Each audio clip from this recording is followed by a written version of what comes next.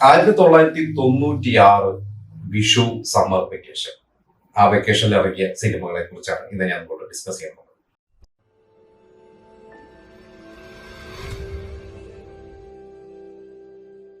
96 March മാസം അവസാനം റിലീസായ ഒരു സിനിമ, പുതുമുഖങ്ങളുടെ സിനിമ എന്ന് വേണമെങ്കിൽ പറയാം. അതായത് അന്ന് ചെറിയ വേഷങ്ങൾ ചെയ്ത് നടന്നിരുന്ന ഒരു നടനും പിന്നെ അത്യാവശ്യം നോൺ ആയിട്ടുള്ള ഒരു നടനും ഒരു പുതുമുഖ നായിക, പുതുമുഖ സംവിധായകൻ. ഒരു സിനിമയാണ് സല്ലാപം. ഇത് നമ്മളെല്ലാവരും ആ ഒരു സിനിമ കണ്ടിട്ടുണ്ട്. അന്ന് സുന്ദർദാസ് എന്ന് പറയുന്ന ഒരു സംവിധായകൻ മലയാളത്തിലോട്ട് കാലെടുത്ത് വെച്ചത് സംവിധായകനായിരുന്നു. അദ്ദേഹം സഹസംവിധായകനായിരുന്നു. വിനീത്, ആനി ഇവരെയൊക്കെ വെച്ച് ആലോചിച്ചിരുന്ന ഒരു കഥ കറങ്ങിത്തിരിഞ്ഞ് അന്ന് ചെറിയ വേഷങ്ങളൊക്കെ ചെയ്ത് നടന്നിരുന്ന ദിലീപിനെ നായകനാക്കുന്നു. മഞ്ജു വാര്യർ എന്ന് പറഞ്ഞ പുതിയൊരു നായിക വരുന്നു. പിന്നെ മനോജ് കെ ജയൻ. എനിക്ക് അന്ന് ബിജു മേനോനെയും ആലോചിച്ചിരുന്നു. ബിജു മേനോ മറ്റു തിരക്കുകൾ കാരണം അത് മനോജ് കെ ജയനിലേക്ക് പോകുന്നു. ലോഹിദാസിന്റെ സ്ക്രിപ്റ്റ്. ലോഹിദാസാണ് ശരിക്കും ഒരു സിനിമ ഓർഗനൈസ് ഒക്കെ ചെയ്തത്. അത് വളരെ അധികം ഇങ്ങനെ ഹൈപ്പൊന്നുമില്ല, ഒരു കൊച്ചു സിനിമ എന്ന രീതിയിലായിട്ട് ആ സിനിമ വരുന്നു. അത് ശരിയൊരു സ്ലീപ്പർ ഹിറ്റ് തന്നെയായി മാറി എന്ന് പറയാം. നമ്മൾ ദിലീപ് എന്ന് പറയുന്ന ആളുടെ മഞ്ജു വാര്യർ നടിയിലൊക്കെ ഒരു കരിയർ ടേണിംഗ് പോയിന്റ് തന്നെയായിരുന്നു ആ ഒരു സിനിമ. സുന്ദർദാസ് എന്ന സംവിധായകൻ പിന്നീട് കുറെ സിനിമകൾ ചെയ്തു. പക്ഷെ ഇന്നും നമ്മൾ അദ്ദേഹത്തെ ഓർക്കുന്നത് സല്ലാപം എന്ന് പറയുന്ന ഒരു സിനിമ കൊണ്ടൊക്കെ. ഇത് കഴിഞ്ഞ് പിന്നെ ഈ ഏപ്രിൽ ഫസ്റ്റ് വീക്കിൽ 2 സിനിമകൾ ഇറങ്ങി. ഒന്ന് നമ്മുടെ സൂപ്പർ സ്റ്റാർ മോഹൻലാലിന്റെ അതുവരെയുള്ള ഏറ്റവും ഹൈ ബഡ്ജറ്റ് ഒരു സിനിമ തന്നെയായിരുന്നു തോന്നുന്നു മലയാളത്തിലെ കാലാപാനി. പ്രിയദർശൻ സംവിധാനം ചെയ്യുന്നു. പ്രഭു തമിഴിൽ വരുന്നു. എനിക്ക് മലയാളത്തിലും തമിഴിലും കൂടിയ സിനിമ ചെയ്തു. താബു അഭിനയിക്കുന്നു. ഇളയരാജ സംഗീതം. മോഹൻലാലും ഗുഡ് നൈറ്റ് മോഹനും കൂടിയാണ് ഒരു സിനിമ ചെയ്തത്. അങ്ങനെ ഒരു വലിയൊരു ക്യാൻവാസ്, ഏകദേശം 5 കോടി രൂപ ബഡ്ജറ്റിലേക്കാണ് ആ ഒരു സിനിമ അന്ന് തിയേറ്ററിൽ ഇറങ്ങിയത്. അതിന്റെ ഒപ്പം അതേ ദിവസം തന്നെ ഭരതന്റെ ദേവരാഗം, അതായത് തെന്നിന്ത്യൻ താരം അരവിന്ദ് സ്വാമി, ഇന്ത്യയിലെ ഏറ്റവും വലിയ താരമായിരുന്ന ശ്രീദേവി ഒന്നിക്കുന്ന ഒരു സിനിമ, കീരവാണിയുടെ മ്യൂസിക്, അങ്ങനെ ഭയങ്കര ഹൈപ്പിലാണ് ആ ഒരു സിനിമ വന്നത്. പക്ഷെ ഈ കാലാപാനിയും ദേവരാഗവും അന്ന് തിയേറ്ററുകളിൽ വിചാരിച്ച ഒരു ചലനം ഉണ്ടാക്കിയില്ല എന്ന് പറയാം. കാരണം ദേവരാഗമാണെങ്കിലും അതിന്റെ പല കുഴപ്പങ്ങളുണ്ട് ആ സിനിമയ്ക്ക്. അതിന്റെ പാട്ടൊക്കെ ഇന്നും ഭയങ്കര ഹിറ്റാണ്, നമ്മൾ റിപ്പീറ്റ് ആയിട്ട് കേൾക്കുന്നതൊക്കെയാണ്. പക്ഷെ എവിടേക്കോ ഒരു സിനിമയ്ക്ക് കുഴപ്പങ്ങൾ സംഭവിച്ചു.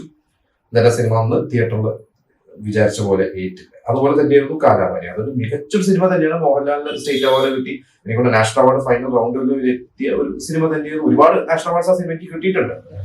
പക്ഷെ എങ്കിൽ പോലും സാമ്പത്തികമായിട്ട് അങ്ങനെ ഭയങ്കര ആ സിനിമ നഷ്ടമല്ല. കാരണം ആ സിനിമ നഷ്ടമാണോ അല്ലയോ എന്നുള്ള ചർച്ചകളൊക്കെ, ആ സിനിമ നഷ്ടമല്ല എന്ന് അതിന്റെ നിർമ്മാതാക്കളുടെ ഭാഗത്തുനിന്ന് ഒരു മറുപടി അന്ന് വന്നതായിട്ട് അന്നത്തെ ഒരു മാഗസീനുണ്ട്. ഞാൻ ഈ അടുത്ത് വായിച്ചു. അതിനെക്കുറിച്ച് നമുക്ക് മറ്റൊരു എപ്പിസോഡ് ചെയ്യും. അപ്പൊ കാലാപാനി നഷ്ടമല്ല, നിർമ്മാതാക്കൾക്ക് നഷ്ടമല്ല എന്നുള്ളതാണ് നിർമ്മാതാക്കളുടെ ഭാഗത്ത്, ഗുഡ് നൈറ്റ് മോഹന്റെയും അവരുടെയൊക്കെ ഭാഗത്തുനിന്ന് അന്ന് വന്നിരുന്ന ഒരു പ്രസ്താവന. എന്തായാലും ഇപ്പൊ ഇറങ്ങിയ 3 സിനിമകൾ സല്ലാപമാണ് നിൽക്കുന്നത്. പിന്നെ വിഷുവിനോടനുബന്ധിച്ചിറങ്ങിയ സ്വപ്നലോകത്തെ ബാലഭാസ്കരൻ, അതുപോലെ തന്നെ ഹിറ്റ്ലർ. അതിനു മുമ്പ് മമ്മൂട്ടിയുടെ ഒരു സിനിമ കിങ് എന്ന് പറയുന്ന സിനിമ ഇറങ്ങി 95 ഒക്ടോബറിൽ. അത്യാവശ്യം ഇൻഡസ്ട്രി ഹിറ്റ് തന്നെയായിരുന്നു. അത് കഴിഞ്ഞ് 95 കിങ് ഇറങ്ങുന്നു. 96 തുടക്കം അഴകിലാണ് തിയേറ്ററിൽ ഇറങ്ങുന്നു. അത് തിയേറ്ററിൽ വലുതായിട്ടൊരു വിജയമല്ലായിരുന്നു. പിന്നീട് നമ്മളൊക്കെ റിപ്പീറ്റ് അത് കണ്ടിട്ടുണ്ട്. അത് കഴിഞ്ഞിട്ട് മമ്മൂട്ടി ഇറങ്ങുന്ന സിനിമയാണ് ഹിറ്റ്ലർ. സിദ്ദിഖ് ലാൽ മമ്മൂട്ടി കൂട്ടിയിട്ടുള്ള സിനിമ. അന്ന് മമ്മൂട്ടിക്ക് തിയേറ്റേഴ്സ് ഒക്കെ മമ്മൂട്ടിയുടെ സിനിമകൾ ഒന്ന് മടിച്ചിരിക്കുന്നത്. അങ്ങനെ അപ്പുറത്ത് കാലാപാനിക്കൊക്കെ കൂടുതൽ, അല്ലെങ്കിൽ ജയറാമിന്റെ സിനിമകൾക്കൊക്കെ കൂടുതൽ തിയേറ്റേഴ്സ് കിട്ടുന്ന ഒരു സമയം. മമ്മൂട്ടി സിനിമകൾ ഒന്ന് ഇത്രയും ഒരു അവസ്ഥ മോശം നിൽക്കുന്ന സമയത്താണ് ഹിറ്റ്ലർ വന്നത്. പക്ഷെ ഹിറ്റ്ലർ നമുക്കറിയാം, ഇവിടെ മമ്മൂട്ടി അതുവരെ കളക്ട് ചെയ്ത ഏറ്റവും വലിയ ഒരു സിനിമകളൊന്നും തന്നെയായിരുന്നു ഹിറ്റ്ലർ. കിങ്ങിന്റെ കളക്ഷൻ ബ്രേക്ക് ചെയ്തിട്ടുണ്ടോ എന്ന് എനിക്ക് എക്സാക്ട്ലി അറിയില്ല. എങ്കിൽ പോലും വലിയൊരു കളക്ഷൻ തന്നെയായിരുന്നു. പിന്നെ ജയറാമിന്റെ സ്വപ്നലോകത്തെ ബാലഭാസ്കരൻ, അത് ഹിറ്റ് കൂട്ടുകെട്ട്, ജയറാം രാജസേനന്റെ കൂട്ടുകെട്ട്.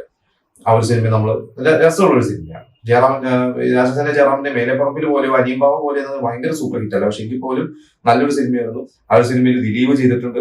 അന്ന് രാജസേനന്റെ സ്ഥിരം സിനിമകൾ പ്രധാന വേഷം ചെയ്യുന്ന ഒരു നടനെ അതിൽ ആലോചിച്ച് ആ നടൻ ജയറാമിന്റെ ഡ്രൈവറായിട്ട് അഭിനയിക്കാൻ അന്ന് കൂടുതൽ പ്രതിഫലം ചോദിച്ചപ്പോൾ അന്ന് പുതുമുഖമായിരുന്ന, പക്ഷെ സല്ലാപത്തിൽ നായക തുല്യമായിട്ട് റോള് ചെയ്തിട്ട് കൂടി അത് കഴിഞ്ഞ് ഇവിടെ വന്ന് ജയറാം രാജസേന ടിവിയിൽ ചെറിയൊരു വേഷമാണെങ്കിൽ ഞാൻ ചെയ്യുമെന്ന് പറഞ്ഞ് ദിലീപ് ചെയ്തത്. ദിലീപിന് ഭയങ്കര ഗുണം ചെയ്തിട്ടുണ്ട്. ആ ഒരു വിഷു സീസൺ ശരിക്കും ദിലീപിന് സല്ലാവും സ്വപ്നലോകത്തെ ബാലഭാസ്കർ 2 സിനിമയിൽ ദിലീപിന് അത് ഭയങ്കരമായിട്ട് ഗുണം ചെയ്തു. എനിക്ക് തോന്നുന്നു സ്വപ്നലോകത്തെ ബാലഭാസ്കർ സിനിമ കൊണ്ട് ഗുണം ചെയ്തിട്ടുള്ള ഒരു പ്രധാന ഒരാൾ ദിലീപ് തന്നെയാണ്.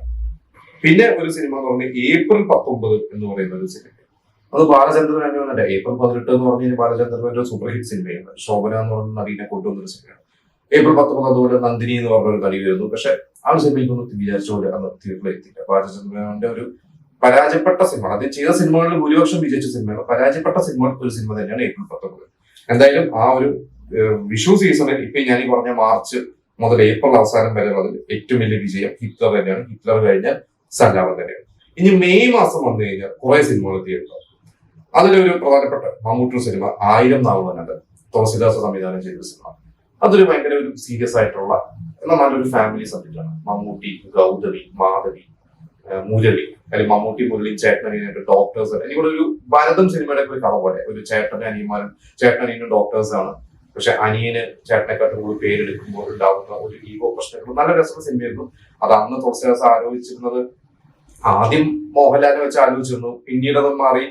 ഞാൻ അവിടേക്ക് വായിച്ചിട്ടുണ്ട്, മമ്മൂട്ടിയും ജയറാമിനെ, അതായത് ചേട്ടനായിട്ട് മമ്മൂട്ടിയും അനിയനായിട്ട് ജയറാമിനെയും ആലോചിച്ചു. പക്ഷെ മമ്മൂട്ടിക്ക് ആ ചേട്ടന്റെ കഥ നമുക്കറിയാം, അതിൽ അനിയനാണ് ഹീറോ. അപ്പൊ മമ്മൂട്ടിക്ക് ചേട്ടൻ വേഷം ചെയ്യാൻ താല്പര്യമില്ല. മമ്മൂട്ടി അനിയനാവാന്ന് പറഞ്ഞു കഴിഞ്ഞപ്പോഴാണ് അന്ന് മുരളി അത്യാവശ്യം നല്ല ക്യാരക്ടറുകളൊക്കെ ചെയ്യുന്ന ഒരു സമയമാണ് മുരളി ആ ഒരു വേഷം അതിൽ ചെയ്തു. ഇനിയും ആ അപ്പൊ തിയേറ്ററിലുള്ള സല്ലാപത്തിലും അതിലൊരു വില്ലൻ റോള് മുരളീനെ വിളിച്ചിരുന്നു എന്ന് ഞാൻ കേട്ടിട്ടുണ്ട്.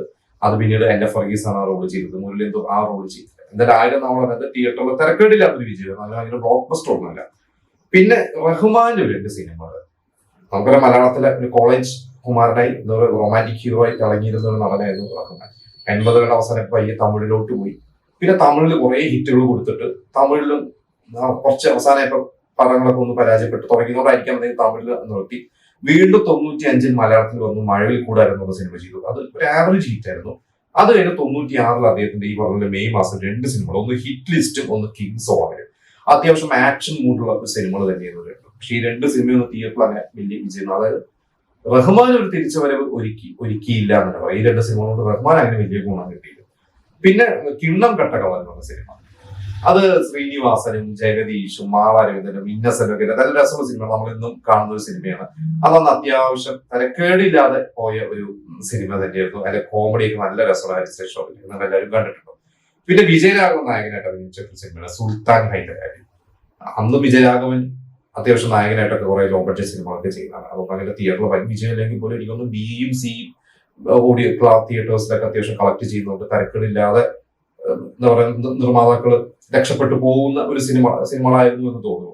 എന്തായാലും ഇതിന്റെ ഒരു കളക്ഷൻ എടുത്താൽ മെയ് മാസം എനിക്കുള്ള 1000 നാൾ എന്തായാലും കിണ്ണം കട്ടകളഞ്ഞാണ് തിയേറ്ററിൽ വന്ന് മെയ് മാസം ഈ സിനിമ ഹിറ്റായത്. ആ സമയത്ത് തന്നെ തമിഴിലൊരു സിനിമ മെയ്യിൽ റിലീസായിരുന്നു. അതും കേരളത്തിൽ റിലീസ് ചെയ്തിരുന്നു. കേരളത്തിൽ ഒരു 10-200 ദിവസം ഓടിയിട്ടുണ്ട്. ഇന്ത്യൻ എന്ന് പറയുന്നത് ശങ്കർ കമലാസൻ കൂട്ടിട്ടുള്ള അത് ഇനിയുള്ള ആ ഒരു 96 ഓണത്തിന് പോലും തിയേറ്ററിൽ ഉണ്ടായിരുന്നു. സിനിമ ന്യൂൺ ഷോ ആയിട്ട് പല സെന്റേഴ്സിൽ പിന്നെ ബി സെന്റേഴ്സിലൊക്കെ അത്യാവശ്യം കൂടിയ ഒരു സിനിമയാണ് ഇന്ത്യൻ. അപ്പൊ എന്തായാലും ഈ ഒരു മെയ്യും ഏപ്രിലും എടുത്തു കഴിഞ്ഞാൽ ഹിറ്റ്ലർ തന്നെയാണ് നമ്പർ 1 ആയിട്ടുള്ളത്.